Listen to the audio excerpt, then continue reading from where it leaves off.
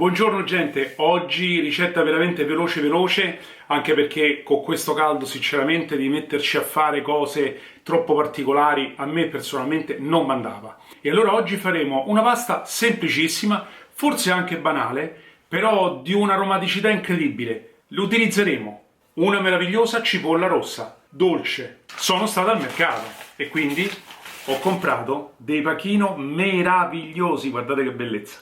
Infine utilizzerò un tonno. Allora, quello che vi faccio vedere difficilmente lo trovate nei supermercati. È un prodotto straordinario, a me questo piace molto di più rispetto a tanti altri. Gusto personale, dite quello che volete, ma se parlate con un bar che fa tanti tramezzini, per esempio, comunque tanti panini dove c'è il tonno, e se puta caso utilizzano questa marca, vi dirà che il Due Pavoni è il migliore in assoluto. Va bene, vediamoci adesso la ricetta. Ah no, dimenticavo! E poi aromatizzeremo tutto con delle erbe aromatiche meravigliose, prezzemolo, basilico e menta. E allora vediamoci la ricetta.